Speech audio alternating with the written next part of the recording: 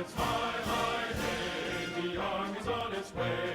Held off on cages loud and strong. For wherever we go, you will always know that the army goes rolling along.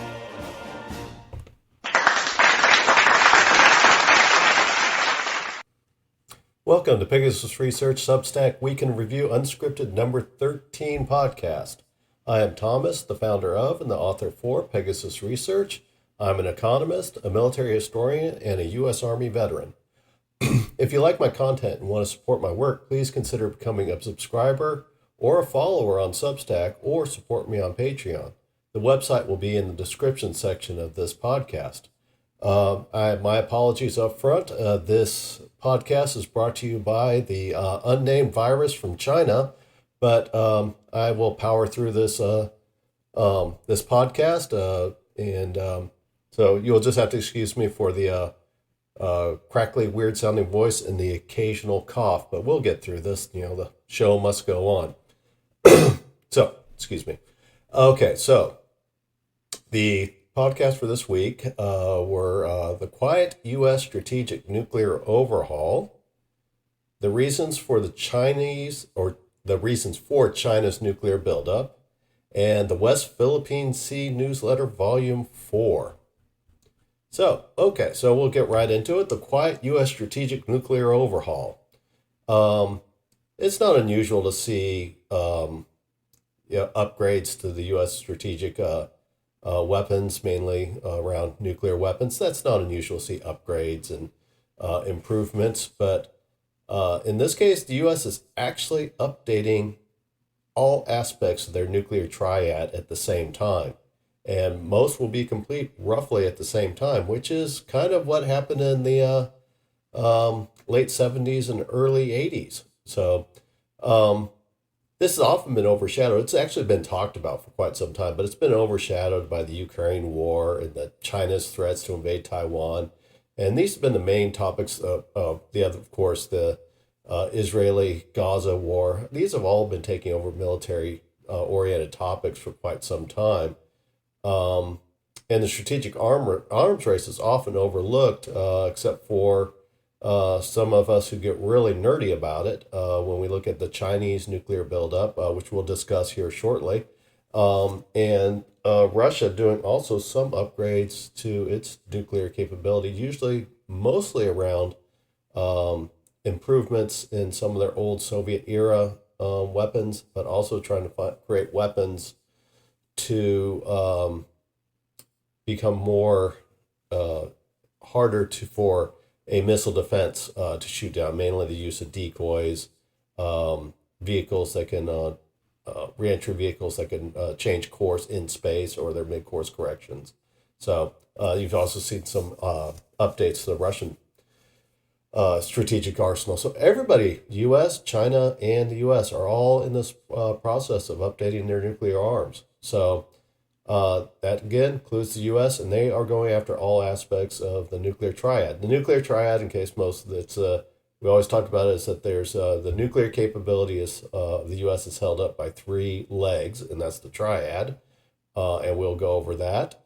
It's the ICBMs, nuclear land-based forces, the strategic bombers, and the submarine-launched nuclear weapons.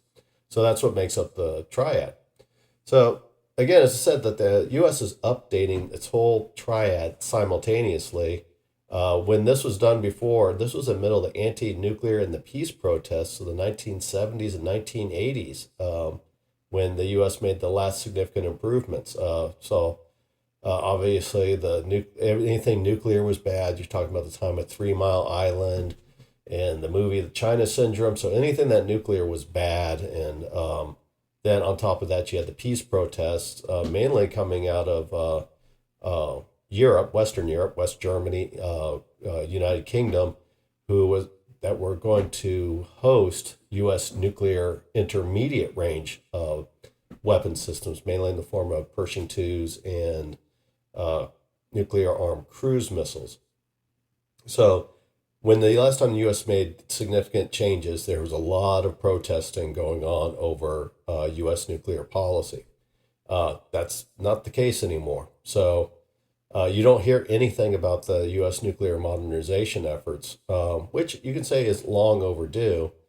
And again, if you turn around and if somebody is going to protest an anti-nuclear or the U.S. nuclear updates, that is often going to be framed as you being wanting to be soft on Russia.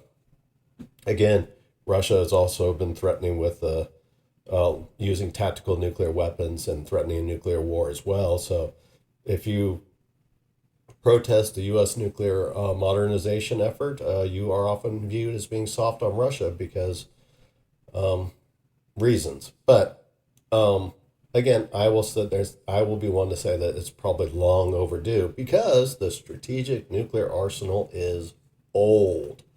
Most of the strategic weapons have development histories dating back before Jimmy Carter.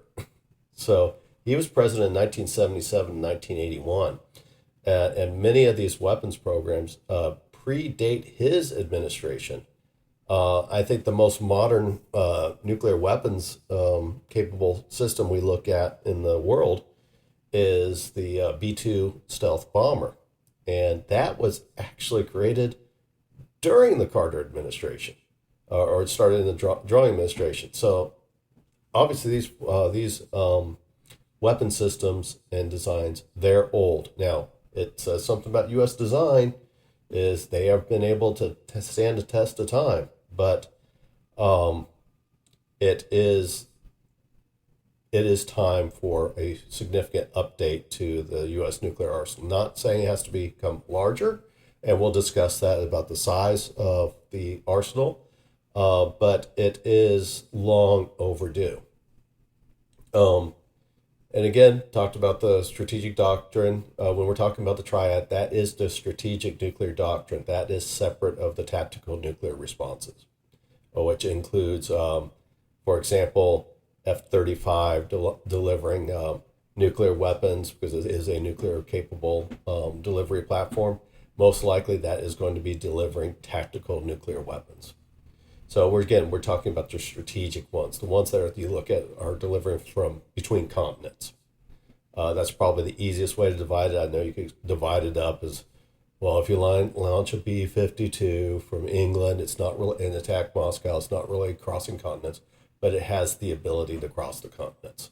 So we could go in there and split. You could split by targets. You could split by capabilities. But here we're just not to sit there and just hype up. We're talking about the weapon systems that have a capability of attacking across continents. Not saying that anybody that wants to quibble with that is wrong. I'm just, for our purposes, that's how we're going to identify anything in the strategic triad.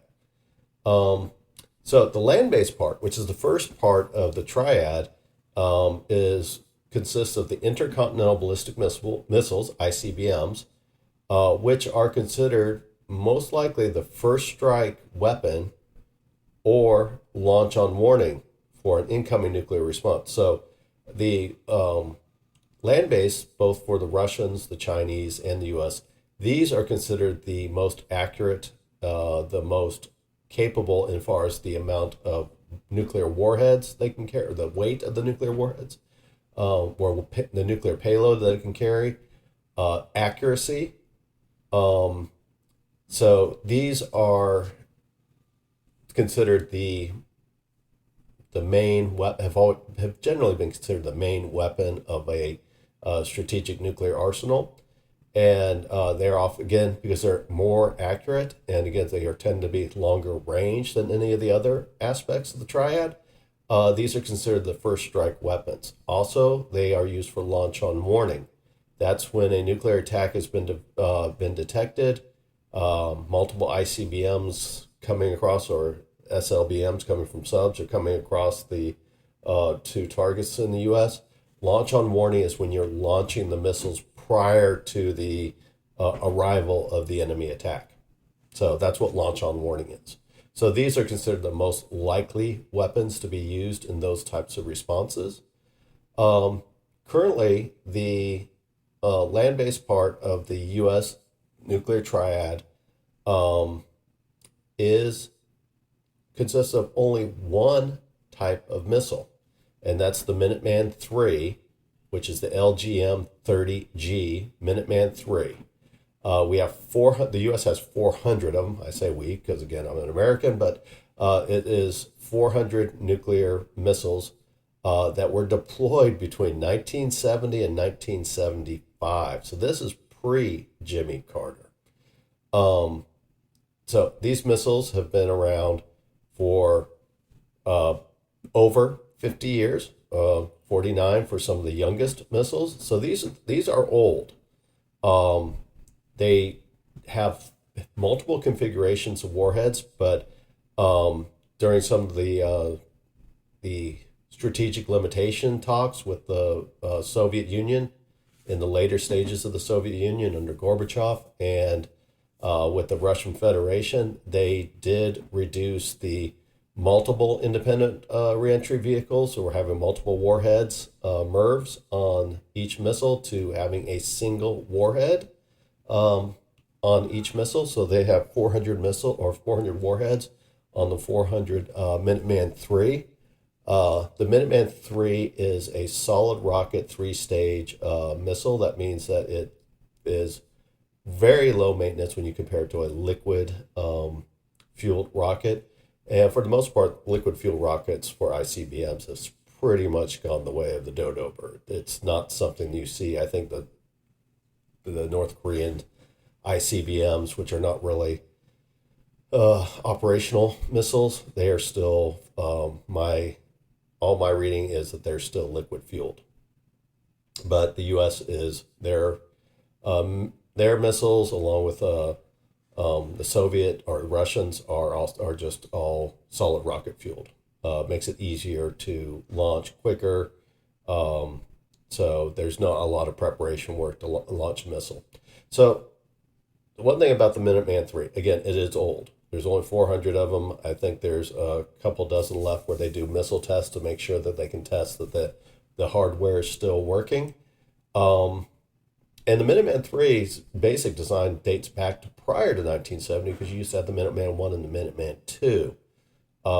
The Minuteman III obviously is the most capable, longest range of the three types, but it has outlasted the Titan II missile, and for a time, the Minuteman III was to be replaced. This was during the Jimmy Carter administration. It was called MX, the MX missile experimental. Eventually became the LGM-118 Peacekeeper. And that was, they went through many different iterations of how they were going to deploy this weapon system. Obviously, it was a heavier, bigger missile. It was kind of in between the Minuteman III. Had more capability than the Minuteman III as far as the amount of weight it could carry, throw weight. Wasn't as big as the Titan, but was considered more capable than the Titan as well. So this was was eventually supposed to replace the Minuteman III, and it did replace 50 of the Minuteman III missiles in the late 1980s. But the START agreement led to its deactivation and eventual destruction. So they had to destroy all the Minuteman missiles or the Peacekeeper missiles that were deployed. And obviously they didn't replace the 50 Minuteman missiles that were eliminated by the Peacekeeper. So it just took 50 missiles off the board, which was, again, that was part of the START agreement. So it's not less about the 50, but a brand new missile only had 50 deployments or 50 missiles units made, and they were all destroyed. That meant that this really put the U.S. behind in the fact that the replacement for most of the Minuteman IIIs was taken off the board, and there was no slated replacement. So this extended the life of the Minuteman III missile. Again, this shows the robustness of the initial Minuteman III designs, that it could withstand something going 50 years plus since it was created, to still be a frontline weapon system. Again, it does stand as a deterrence factor. It's just existence in itself as a deterrence. But the idea is that it was not supposed to last this long. So finally, they're getting around to looking at replacing the Minuteman III with the LGM-35 Sentinel ICBM, which is also a three-stage solid rocket booster. Excuse me, and is a slightly improved version of the Minuteman III as far as it has a heavier payload capability. It does not have a range that's been stated yet, but it will probably be in the area of the Minuteman III, so probably be around 8,000 miles. I think that's what it's going to be. So the Sentinel it's in advanced testing stages, and but there has not been a actual test launch of this system yet. But once it's available, it will replace all of the Minuteman IIIs, and is expected to start replacing them as early as 2029. I did see something after I wrote this that they thought maybe it's going to be closer to 2030, but it seems relatively on target. Excuse me. So, one thing is we look at is with the Sentinel is it's replacing 400 Minutemans, but this is a case where we're actually going to see an increase in the ICBM force, because right now it's budgeted to have 635, I believe, missiles going to replace 400 Minuteman missiles. So it will actually be roughly a 60% increase in the U.S. ICBM force. And those missiles are expected to be in service until 2075. Right now, the Sentinel is expected just to have a single warhead, just like the Minuteman III, of the same warhead design. But it does have a higher payload capability. So if decided somewhere down the future, if things start turning back to a Cold War-like arms race, they could add additional reentry vehicles that's beyond what the Minuteman III could hold. So it's going to be put in the Minuteman III silos. They will, since obviously 400 missiles are being replaced by 635, they will be increasing the number of silos. Also, right now, the Minuteman IIIs are only in 3 states. I think it's North Dakota, Missouri, and Montana. It's unclear if they will be expanding the number of states that these new Sentinel missiles will be located. Again, these will be just silo-based systems. These will not be like mobile launchers like the original envisioning of the Peacekeeper missile or what the Russians or the Chinese use. So those are coming along the way with a significant increase in the amount of the ICBM force. So next is the U.S. strategic bomber development and replacement. The strategic bombers are the second part of the strategic triad. And the advantage of bombers is obviously they are more vulnerable because they can be shot down. Unlike right now, for the most part, ICBMs can't be shot down. SLBMs from submarines can't be shot down. Not in any significant numbers anyway.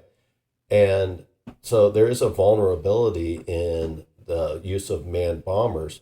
But manned bombers have the ability that they can be recalled prior to launching their weapons. This is something that cannot be done. Once you launch a Minuteman III missile or a Trident II nuclear missile, you cannot recall it. It's gone. But a manned bomber can be recalled, and that's the one advantage that's always been of the manned bombers, is that you can initiate an attack. You can put them into their attack or their locations to move into the whatever target area you want.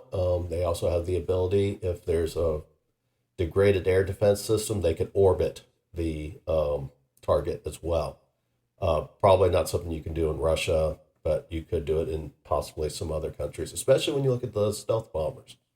So the capabilities of the nuclear bomber part of the strategic triad is manned by the B-52H Stratofortress and the B-2A Spirit, which are two quite different types of bombers, as you can imagine. The B-52 dates back to being on the design board in 1946, the year after World War II. So, and by the time the B-52 is taken out of service in the 2040s, it will have been flying almost 90 years. So the U.S. has the B-52H and the B-2A. There is 19 B-2As. Originally there was 20, but one was damaged beyond repair. So there's 19 active B-2A Spirit stealth bombers. And I think, I'm going by memory on this one. I think we have 46 B-52H bombers. So those are your strategic nuclear bombers. Obviously, these are two different types of bombers. The B-2 is meant to actually be a deep penetration bomber. It uses its stealth ability and its ability to evade radar. So not only is it some of its stealth characteristics the way it's designed, but also it's because of the way it's designed and the sensors and the capabilities of this bomber is it knows where not to fly where there's radar. So it has different ways of avoiding radar to become basically invisible to sensors. So it's a deep penetration bomber. The idea is it's going to get into the target and it's going to deliver pinpoint strikes on whatever is going to be attacked. The B-52H, again, the B-52 was originally designed as a deep penetration bomber as well. All you big fans of Dr. Strangelove, those were the beloved B-52 in that movie. So the B-52 is no longer, because it's old, it is no longer a deep penetration bomber, but is a standoff bomber. It will use its extreme payload capability and use it to deliver cruise missiles and other standoff type long-range nuclear weapons instead of trying to fly over the target. So again, they both have the advantages similar to, or they could be recalled prior to their launching of their nuclear payloads, but they do two different types of missions. So both of them also have long range capabilities to fly across continents. Both of them are able to be refueled mid-air. So these two bombers, again, the B-52H, going back to 1946, first flew in 1952. I think it became operational in 1955. The B-2A was actually started being designed, I believe it was during the Carter administration was when design started on it. So again, it is a very advanced bomber, but it is, again, it's old.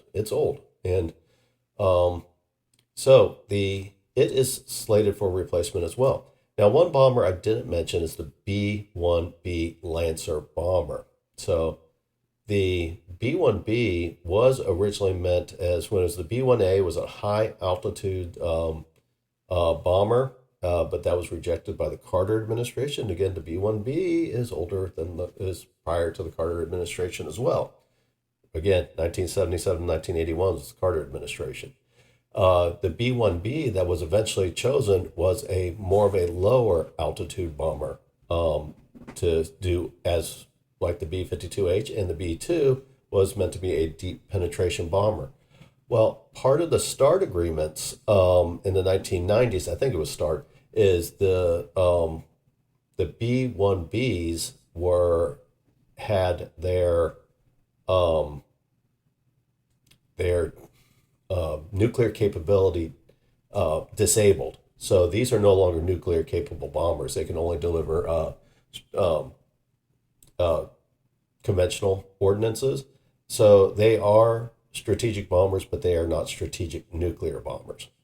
Now, the B-21 Raider, which is currently under development, and it's in advanced testing right now because there is one unit that has already been built and is being used for advanced testing, is expected to have a production run of 100 bombers built at a rate of 10 new bombers to be delivered every year starting in 2030. Now, that's assuming that nothing goes wrong with the current test with the one bomber that they have built. The one benefit of having such a long production run is if there's any losses, they can be replaced. They could just extend the production run or maybe move it from 10 bombers to 11 bombers a year. Gives them flexibility. Also, having a long production run, you can make what you've learned from your early versions, things that you want to update, you can update them into your later production runs. Also, they can make a decision not to close down the production line and go ahead and extend it out past 100 bombers built if need be. So, again, it's not great having such a slow delivery period, but it is also not necessarily a bad thing as well, especially when you still have capable bombers such as the B-2A, to a lesser extent the B-52, but B-52 serves its purpose. The B-21 is actually a smaller bomber than the B-2, has a smaller bomb load, but does have longer range. The one big advantage of the B-21 is it has the benefit of decades of U.S. stealth experience because since the B-21's production, the U.S. has already had the F-117 stealth fighter. It's had the F-22 Raptor, the F-35 Lightning II, the B-2A Spirit. So the U.S. has decades of experience in stealth aircraft. And the B-21 is going to be a benefactor of all that stealth experience. The B-21 looks very similar to the B-2A. It's a flying wing design. But again, it is a slightly smaller version with a slightly smaller bomb load.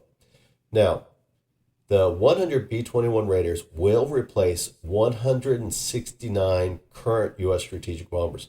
The B-21 Raiders, the U.S. Air Force will go from 3 strategic bombers of the B-1B, the B-52H, and the B-2A will all be replaced by the B-21 Raider.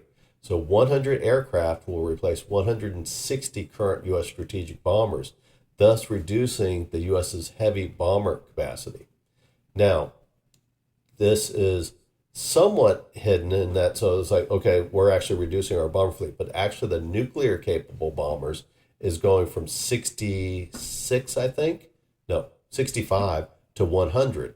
So there will actually be an increase in the number of nuclear capable bombers, though there will be a decrease in the total number of strategic bombers. So they will see an increase in the U.S. strategic nuclear bomb capability, though the number of units will actually decrease.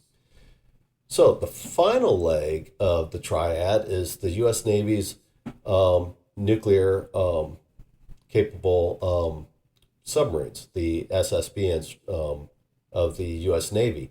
Currently, the only SSBN in the service is the Ohio-class submarine. The Ohio-class submarines, or actually these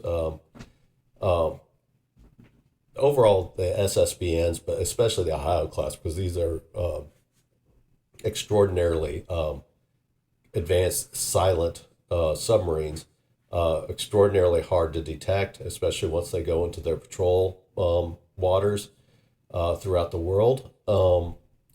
Almost impossible to detect until they're surfaced and launch their missiles.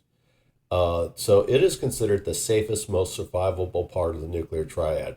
They are, again, can't be, for the most part, they can't be, have not been able to be detected by enemy submarines or any other anti-submarine type activities. So even if you launched and you destroyed all the nuclear bombers and all the ICBMs before you can launch a strike, you still have all those Ohio-class submarines that are out there lurking on the water, underwater with enough missiles and nuclear warheads to destroy multiple countries. So it is considered the most survivable part of the nuclear triad. Um, the Ohio class is old as well. The first submarine was completed, the Ohio, USS Ohio, was completed, I believe, in 1975, and was commissioned, I believe, in 1980. So the Ohio class was a replacement to the Polaris and the Poseidon class missile submarines, with the Trident 1 that was eventually replaced with the current Trident 2 D5. So there is currently 14 Ohio class submarines available. Originally, some of the Ohio classes have been converted to cruise missile submarines. So they're no longer ballistic missile. They no longer carry Trident missiles. Or strategic or submarine launched ballistic missiles, SLBMs. They don't carry those anymore. They just carry cruise missiles, which include conventional cruise missiles. The Columbia class will replace the Ohio class with the construction of the USS District of Columbia, which construction is already underway and is expected to be completed in 2030. Just like the Sentinel missile, which will be using the same warheads as the Minuteman III, the Columbia class will use the same SLBMs as the Ohio class, but will carry 16 instead of 20. One note also is that the Ohio class, when they were first built, they carried 24, but they've been reduced to 20 missiles instead. The Columbia class will actually have fewer missiles than the Ohio class. The advantages of the Columbia class is they do have a 42-year lifespan of their nuclear reactor. So this means that there will be no midlife refueling of their nuclear reactor. Right now, the Ohio class, and even when you look at our nuclear-powered submarines, there's what's called a midlife refueling. And I think it usually happens between roughly about 25 years in the life of the ship. And it takes 2 years to do. The Columbia class will not have this. They will have a 42-year lifespan of a nuclear reactor, and then when that means the life of the submarine is 42 years. So there's no extension, at least not in the current drawing board of the Columbia class. But this also means that it's significantly cheaper to operate over the lifetime, because there is not a 2 years where you have to take it out of line to refuel it, which is an expensive proposition to refuel a submarine. It does not have to have that. Also, is because it has 16 instead of 20 missiles, it will actually have a lower operating class or cost, because it has fewer missiles to be maintained and fewer nuclear warheads. So again, this is where the most capable, or I say the most safest, most survivable part of the U.S. nuclear triad, the submarine force, will be reducing in size, just as stated as above. Is you can kind of split the variance between the with the bombers, where actually the number of bombers is going down, but the number of strategic bomber or nuclear capable bombers is going up. You will actually see a shrinking in the size of all of the units capable in both the two legs of the triad. So even though they're modernizing, the strategic triad outside of the ICBMs will actually be being reduced in size, though probably you could sit there and argue that they're not going to be reduced in capability. Again, when you're talking about these weapon systems are old; they're decades and decades old. So the other thing about the District of Columbia class, which is a little concerning too, about the shrinking size, is the number of submarines that will actually reduce the number of submarines that will be made for the Columbia class. So there will be, I believe there will be 4 fewer Columbia class submarines to replace the Ohio class, so that we're taking off more missiles out of the availability. And also, the Ohio class are going to start retiring submarines before the first District of Columbia is even expected to be commissioned. So there's a complete production completion date, but then it's got to go through the trials and all that before it's commissioned, which will probably be 2035. Looks like the data that's showing, as at least in the current budget, is 2 Ohio classes will be retired before the District of Columbia is even available. So it will take, I think that the time span is going to take 5 years to build each Columbia class submarine. And it will be shrinking in size. I think in the end, the U.S. will have 88 fewer SLBMs available once the Columbia classes replace all the Ohio classes. So again, you're seeing a shrinking in the size of the submarine fleet. But it does reduce the operating costs. That's one thing about strategic nuclear weapons is it is expensive to maintain. So when you look at it, the entire aging U.S. nuclear triad is designated for replacement. They actually have stated replacements. They have production started, excuse me, on all the components. And it's needed. The weapon systems that are being replaced are over 50 years old since they were developed. One of the problems is, or one of the reasons why these weapon systems are so old, is the end of the Cold War eliminated, and a lot of those nuclear reduction treaties. There was just not a need for a significant buildup or significant investment in nuclear weapons when nuclear weapons were being taken offline in a very rapid manner. Again, the U.S. used to have in the area 20,000 plus nuclear warheads. Now we're down to, I think, U.S. is down now to 3,750. Still a very sizable force, but nothing like the size of what you saw or what we experienced in the Cold War. So part of it was, the Cold War didn't see a lot of need to invest in new nuclear weapon systems. And then the war on terror took the eye off the ball. There's no reason for a nuclear strategic force when you're spending large parts of your defense budget on low and mid intensity combats that outline most of the war on terror. So again, there wasn't a lot of priority put on nuclear strategic forces. So the 2030s will be a busy time because you'll see every part of the nuclear triad receiving its replacements starting in the 2030s, just like you saw in the 1980s for the most part, outside of the Minuteman III, which actually started in 1975 or completed its deployment in 75. So long overdue. Now, the funny thing is, those who lived through it, we all remember in the 1980s, all the protests over nuclear weapons, and now you don't see a peep about it. So just how things have changed. So that's about the U.S. nuclear triad. So now we're going to go over to, kind of tied into the same subject, is the reasons for China's nuclear buildup. China is in a rapid expansion of its nuclear capability right now.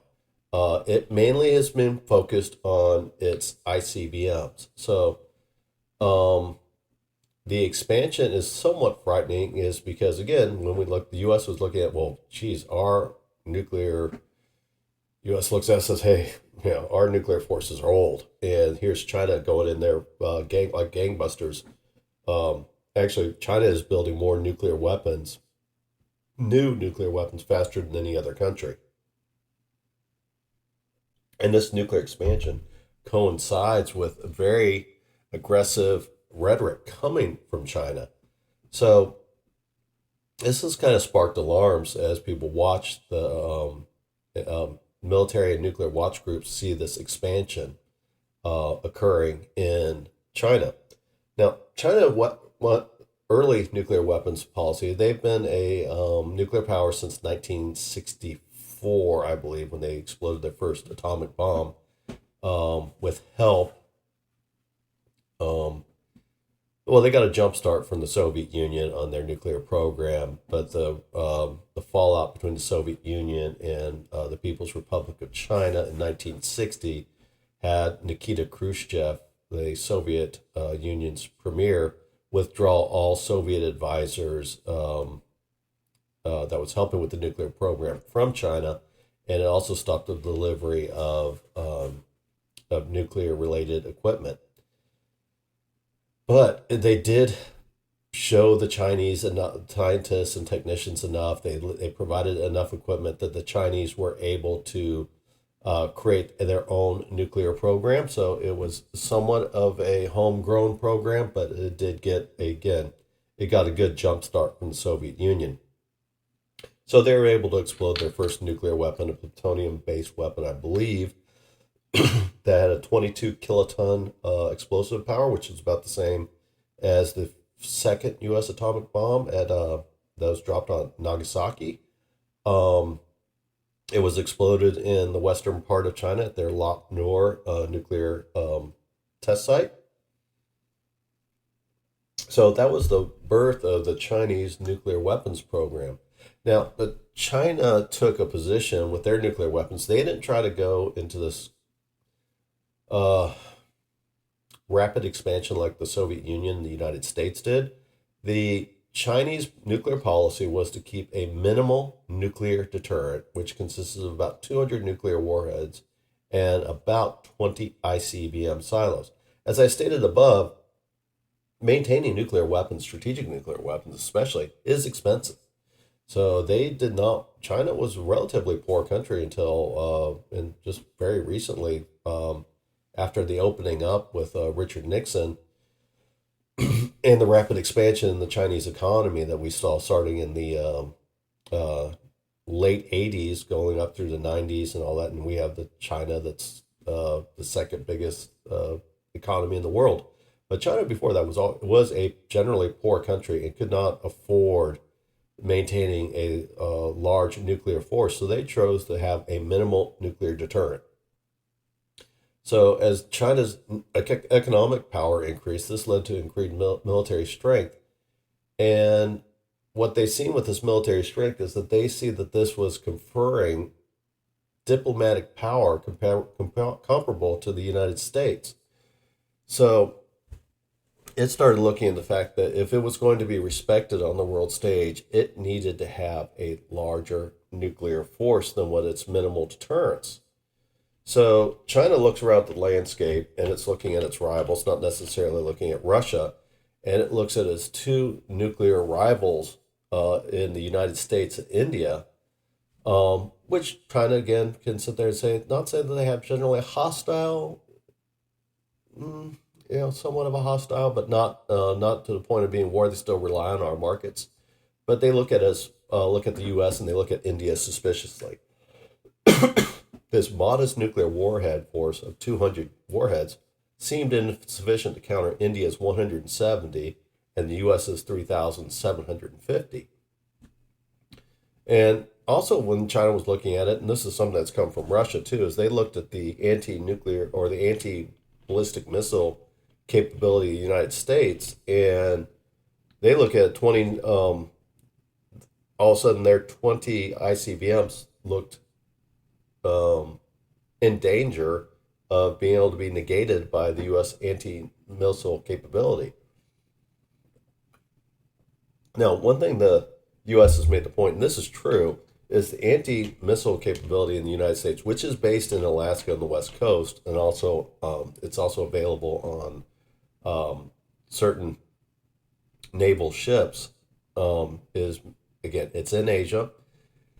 It has a capability to shoot down a limited number of, excuse me, a limited number of missiles. So it cannot shoot down a concerted launch from both Russia or China. It can't stop that many missiles. It can stop 1 or 2, 3 launches from North Korea. And that's what they're looking at, a rogue nuclear state. They're looking at North Korea. That it can shoot down that limited number of missiles, but it cannot shoot down a large number of missiles. But in theory, as capabilities increase, also it was not out of the realm of possibility that it could eventually shoot down dozens of missiles, not hundreds that the Russians would be able to launch. But if it's dozens, then it could theoretically shoot down the entire ICBM force of China. So this obviously China looks at this as a weakness or a threat to their strategic capability, and also that this could keep the United States from keeping. This would allow the United States to keep China from being at the same peer level militarily and strategic nuclear wise as the United States or Russia. And China has a little bit of this, for lack of a better term, short man syndrome, that it views that the West is trying to keep it down, and that it has to gain respect. It has to be a significant military force to be taken seriously in the world. I think it's a little overblown, but to give China their credit, they did suffer at the hands of colonial powers of Great Britain, the U.S. So there is probably something to be argued there, though I think it's, again, a little bit overstated. But so China has taken itself, that looked at it's like it needs a larger nuclear force. So also the China looks at it when they look at the anti-missile system is the U.S., again, they're more concerned about the North Korean nuclear missile capability because North Korea threatens the United States, threatens Japan, threatens South Korea with nuclear attacks. So the U.S. is building an anti-missile defense system. It has put a radar in South Korea to help identify early launch from North Korea. But the range of this radar also means in the close proximity of North Korea to China, mainland China, is that this radar, this missile detecting radar in South Korea is able to look deep inside China as well. Even though it's not the intent, it does have the capability to do that. So this is something that is somewhat alarming to the Chinese, because this looks at if it maintained a small nuclear deterrent, again, it's being undermined. Its nuclear strategic capability is being undermined by, again, the anti-missile defense system of the United States. So China has decided to start a nuclear strategy of its own and could potentially start a nuclear arms race because, again, it recognizes the importance of a substantial nuclear force in its view, and this is not necessarily wrong. It enhances its global standing. If it achieves nuclear parity with the United States, this would provide them significant leverage. And again, it says China believes the West policies are hostile to China's and so it easily disregards China's global standing. And if it has the nuclear weapons, in this case, talking about going to the third largest nuclear power, it will have a standing that that very few other countries have. The other thing that's also stands, so this doesn't get pointed out, but the Soviet Union had a lot of nuclear weapons, and by that it had a lot, and again, it had also a large conventional force. It gave it a significant standing on the world stage. But the Soviet Union never had the significant sized GDP that the U.S. did. China is going to have a GDP that can closely rival the United States. So where the U.S. had the ability, working with allies, it was able to meet the spending of the Soviet Union, but then also had the ability to use its economy in other ways, and something that the Soviet Union could not do. And eventually, the Soviet Union collapsed because of the stagnant economy that decades of the war, and again, their economic system. this is something where China is not going to have that ability. So China looks like in the long term could be a much more formidable adversary in a new Cold War than what you would see in the Soviet Union. So it's kind of unknown territory where this could go. So when it goes in there and says, though, so China has chosen that it views in its calculus that it needs to be a significant nuclear power. So China is increasing its nuclear stockpile. And again, it started with 200. So it was projected to have 500 warheads by May 2023. So more than like 2.5 times increase. 1,000 by 2030 and 1,500 by 2035. Now, there's no projections on if they're going to build beyond the 1,500 by 2035, but that would give them roughly just under half of what the U.S. number is by 2035. And again, as I said earlier, the U.S. strategic, outside the ICBM force, is actually decreasing in the number of delivery systems that it will have. Again, outside of ICBMs. So to correlate with this, the Chinese are also increasing the number of silos and they're increasing the number of mobile launchers. So they are putting a significant investment in their strategic nuclear forces. They have actually upgraded their strategic nuclear force where they maintain their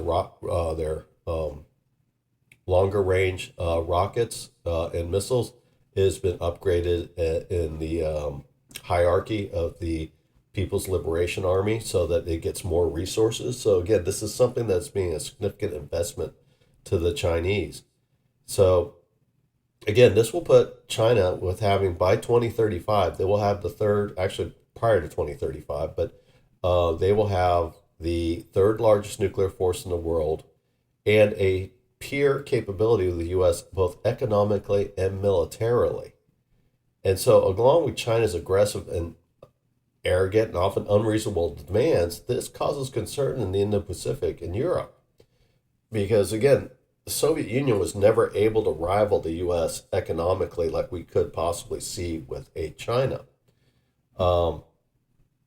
So what you can see here is that the U.S. is looking at there's a potential arms race, because if the number of warheads that they're talking about is that they actually China could have fewer nuclear weapons than the U.S., but could actually have more ICBMs than the U.S., which again talked about those are your most capable nuclear weapons is your ICBMs. Maybe not the safest, again, your SLBMs on your nuclear missile or your nuclear submarines is the safest, but this means that the first strike capability of China will be bigger than the United States by the time that they fully invest by 2035.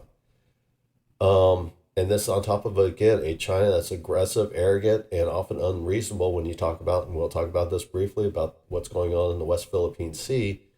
This is a concern. So could China's near peer capability with the Russia and the U.S. lead to a potential arms race in the Indo-Pacific? And the way I say this is that not necessarily the U.S. or Russia will start pursuing more nuclear weapons, but if China becomes so aggressive and the U.S. decides that it does not want to confront China and it starts pulling its nuclear umbrella out of the Indo-Pacific, what is that going to do to South Korea, Australia, Japan? The only reason, to a lesser extent New Zealand, the only reason these countries are not nuclear powers is because they choose not to be. And they currently have the advantage of the U.S. nuclear umbrella. Let's say if the U.S. decides that they do not, through an aggressive China, decides that they want to appease the Chinese by pulling the nuclear umbrella out of Asia, not saying that the U.S. would do this, but if they did it, that would leave the Japan, South Korea, Australia without a nuclear cover of their own. So they might look in there and say, even if me as analyzing U.S. capability saying, well, the U.S. most likely won't, but could pull its nuclear umbrella. Well, if I'm thinking it, you know that the governments in Japan, South Korea, Australia are thinking it as well. So it's certainly in the minds of of other countries, especially if China becomes too aggressive, that these other countries may decide that their best interest is to create nuclear arms of their own. They may not have strategic nuclear arms, but they would be in the region with China, and they would not need to have strategic nuclear weapons. They would just need to have intermediate range nuclear capability.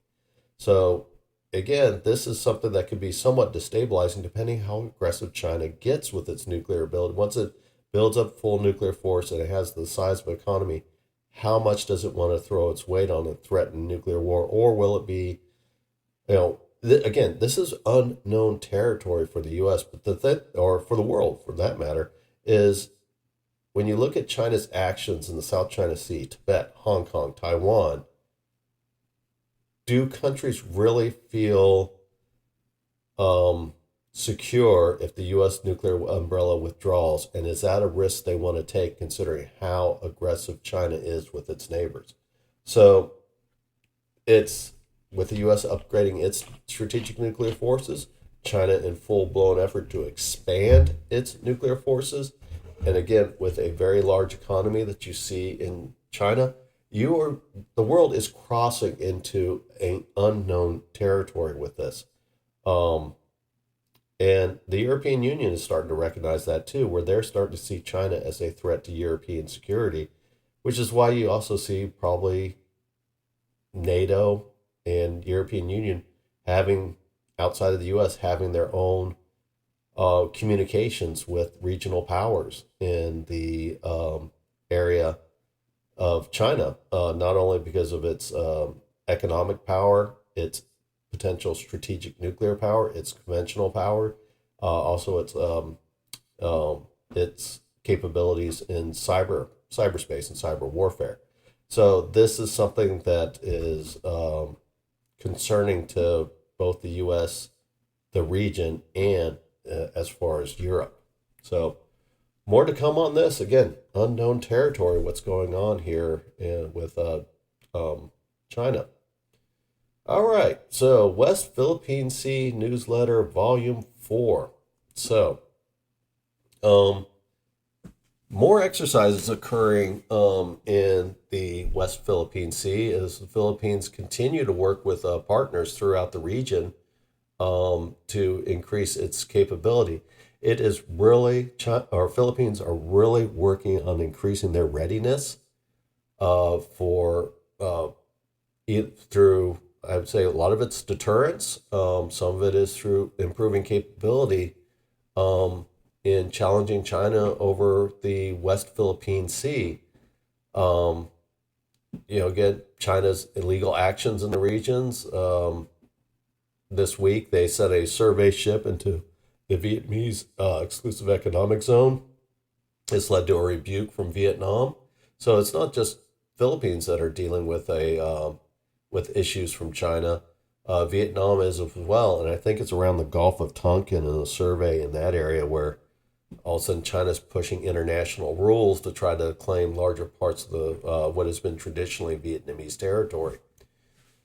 So the one difference between Vietnam and the Philippines, they're dealing with the same aggressive nature of China that's making sweeping claims in the South China Sea. Vietnam does not have the strategic partnerships like the Philippines do, because Philippines has obviously that defense agreement with the United States. It has very close defense ties with Japan as well. Vietnam does not have that.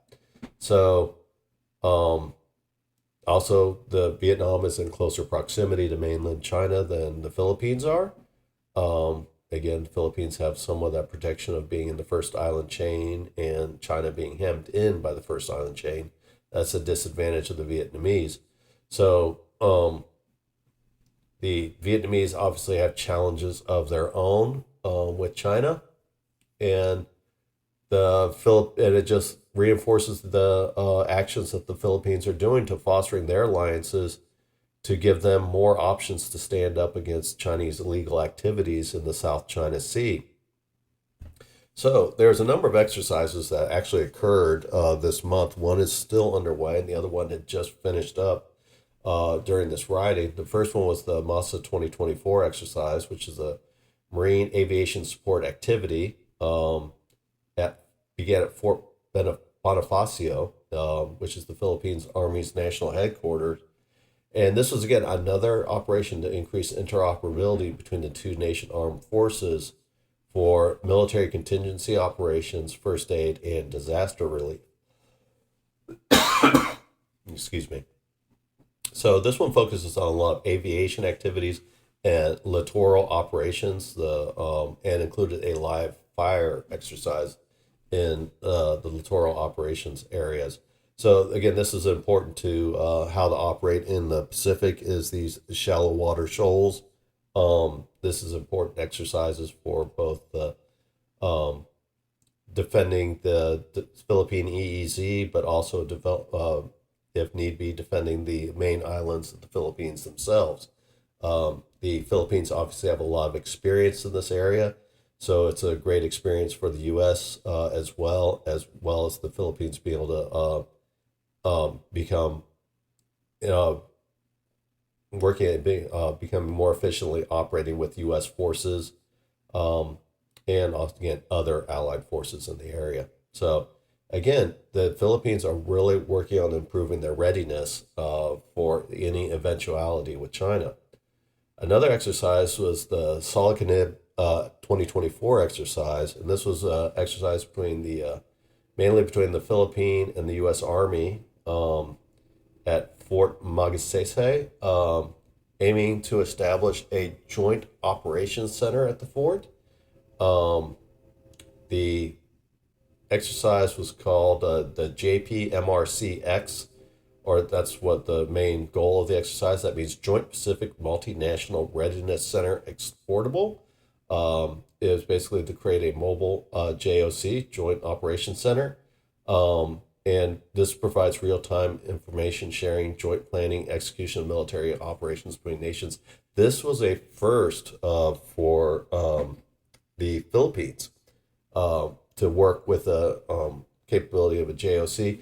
And since this is going to be part of not a permanent basing in the Philippines, but part of a rotational basis, this could be seeing the Philippines getting more experience working with the U.S. in a JOC environment.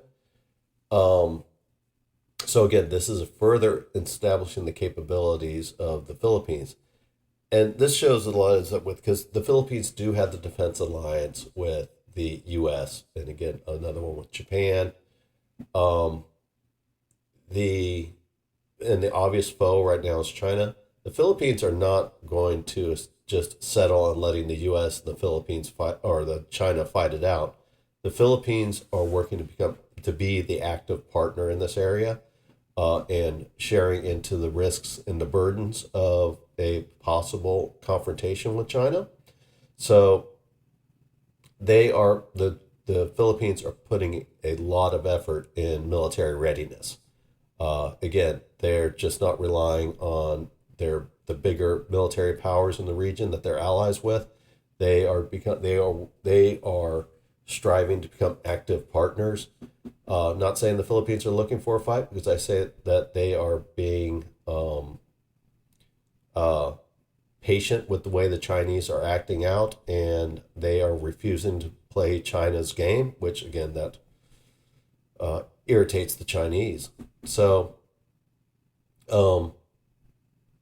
China's threat in the region, when you look at what the Philippines trying to build up their capabilities, China's threat to the region is influenced by its economic and military superiority.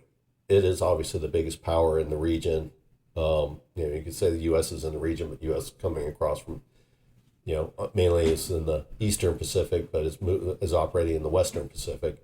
So you could sit there and say the U.S. is not really a regional power, but so China is the biggest regional power in the Western Pacific, and the gray zone tactics of its maritime militia and the size of its economic and its military superiority, it intimidates the smaller countries. So the Philippines has working where this is good. Vietnam doesn't have this. It just has to take the full brunt.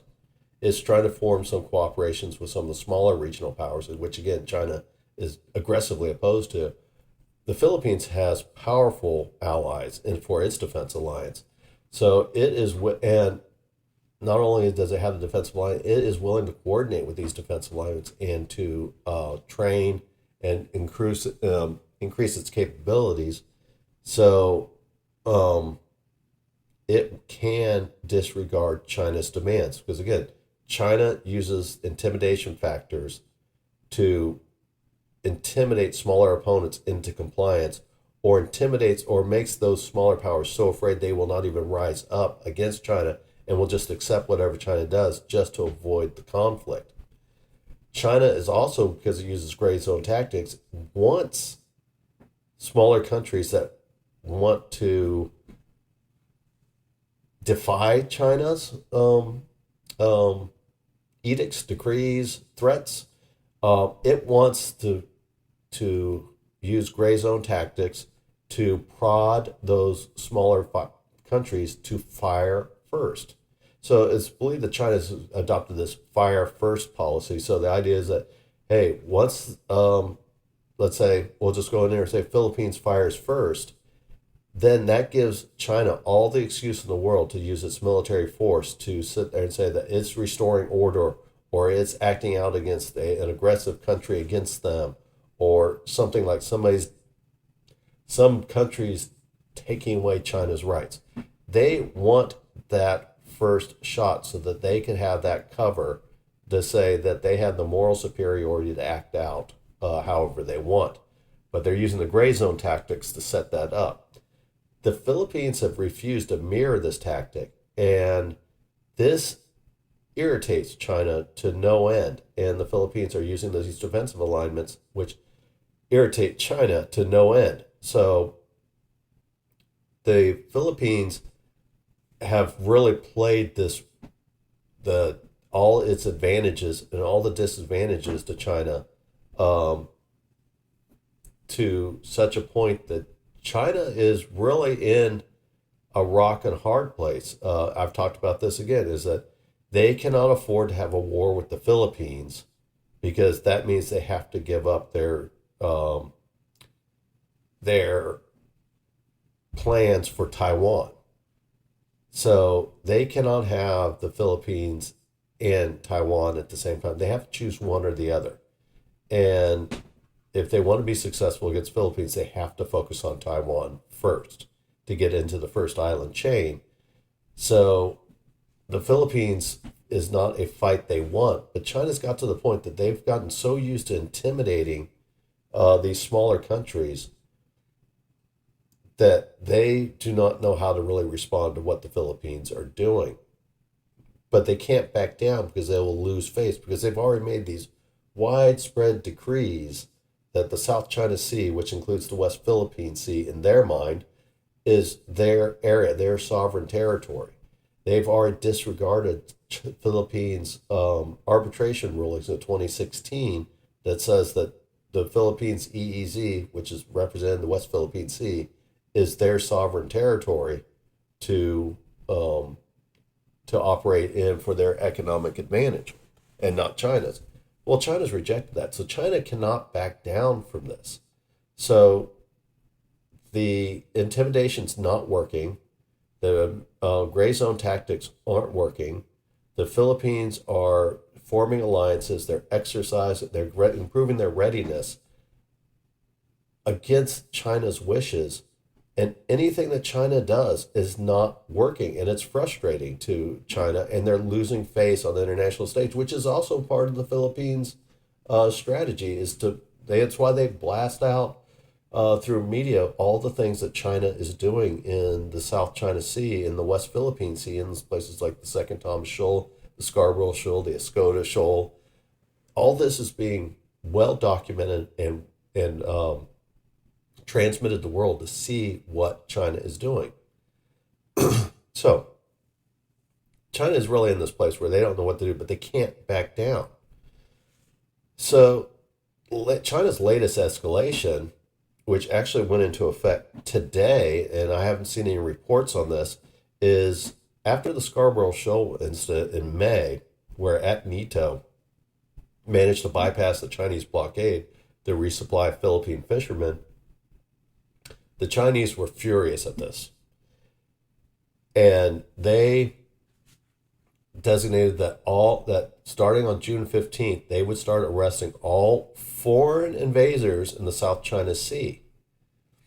And this threat includes a 60-day prison sentence in a Chinese jail without a trial. Now,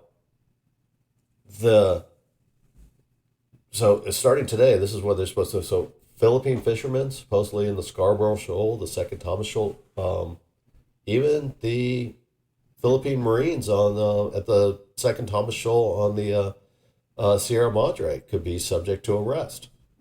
So, um, so this was supposed to be started today. Is supposed to start being enforced, and Philippine President Marcos has said that he is prepared for any eventuality, and said that they would not allow, and the Philippine Navy reinforces that they would not allow these arrests to occur. So they will protect U.S. fishermen, or the Philippine fishermen. The U.S. has declared that they're ready to support the Philippines with the U.S. Coast Guard assisting in preventing the detention of the Philippine fishermen. So you got the Navy, the Philippine Navy, the U.S. Coast Guard, the Philippine Coast Guard, all saying that they will prevent as best they can to prevent the arrest of Philippine citizens. But the Philippines said they're also committed to nonviolence and will not mirror the tactics of China, because they will not go arresting Chinese fishermen. They will not be using intimidation factors like lasers against eyes of crewmen. They will not be using water cannons. So China is in this place where they've said that the Philippines, with the assistance of the U.S., would resist the arrest of any Philippine citizens in the West Philippine Sea. So the Chinese are at the point as, what do? They can't withdraw the policy because they would lose face, lose credibility in international affairs. That would hurt them in the region to some of their allies in the Indo-Pacific region, because they do have many allies in the region. They would lose credibility to them. Again, talking about the Chinese want to be a peer capability, or peer with the U.S., both diplomatically, militarily, and economically. When I talked about their nuclear buildup, they can't do that if they back down. So they're very much into this.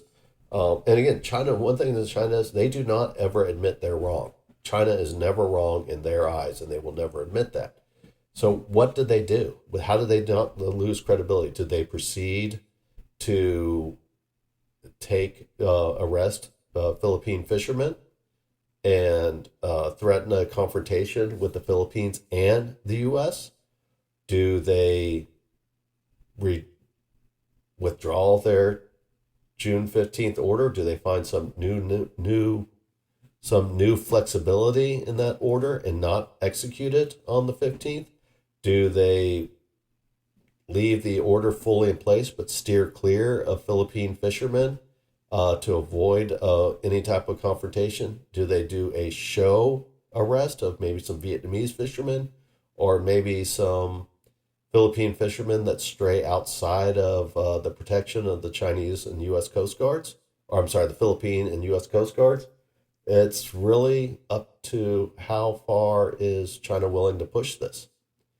And since Philippines aren't going to be able to attack it, the Chinese are going to look like the aggressor. They are going to look bad on the international stage.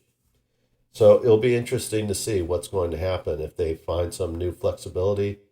The odds on favor is that the Chinese will find some newfound flexibility in their hardcore rule and say, no, we didn't really mean it this way. Remember, China doesn't have to they just have to deal with the international community. They do not have to deal with internal dissent. So they just have to play to an international audience. So odds on saying the experts are saying that they will find some newfound flexibility. My feeling is they will avoid the incidents as much as they can, but they might do some trying to pick off some stray fishermen, mainly some Vietnamese, or some Philippines that have strayed too far away from Coast Guard protection. But we will see. Hopefully this will not turn into a major incident and it will quietly go away. But with everything else in China, it doesn't ever quietly go away. Also this week, big week for the Philippines. It was their 126th anniversary of declaring independence when they declared independence from Spain in 1898, after 3 years of Spanish colonial rule. Um, the um, the the independence was obviously the Treaty of Paris was signed between the U.S. The Spanish American War. The Philippines was ceded over to the United States, and basically the U.S. replaced the Spanish as the colonial ruler of the Philippines. And even though June 12th, 1898 is the Independence Day for the Philippine people, it was actually delayed uh 46 48 years until July 4th, 1946, when the US ceded full independence to the Philippines. But just want to recognize it was their celebrated Independence Day, 126 years. So hope everybody had a good holiday in the Philippines to celebrate that day, and um, continued to see what's going to happen this week with additional exercises going on, what's going to happen with the June 15th deadline, and see how Philippines continue to frustrate the Chinese in the West Philippine Sea by forming these regional alliances and just pressuring China on the international stage. And see, again, I keep coming back to it. China's just acting like a petulant child, and the Philippines are just frustrating the mess out of them. So um, it is good to see what how courage stands up to a bigger foe, and how the Philippines are playing um, this escalation with China, how they're playing it to their advantage and to all of China's disadvantages. So um, more to come. I wish the best to all the Philippine people as they, especially the fishermen out in the West Philippine Sea that might be having to deal with the additional pressure this week from the Chinese Coast Guard. But we will pray for the best, and pray for strength of the Philippine people as they counter the Chinese, and hope the Chinese realize that maybe cooler heads have to prevail. So, more to come next week. Just a little bit talking about the Substack. Just gives you some stats. Um, so, all this work I've done on Substack so far, been on since October. I've had 7,800 views, 2,800 downloads. This is all from Substack. I've been heard in 39 countries in Substack from the downloads. The Rumble, I have 5.9 thousand views. I don't know how many hours. YouTube, I have 61,100 views, which is 891 viewing hours. So that seems, I know it's all small time. I'm not monetized on YouTube because I don't have enough views, but it's pretty fun to see that you've been watched almost 900 hours. So that's actually pretty funny.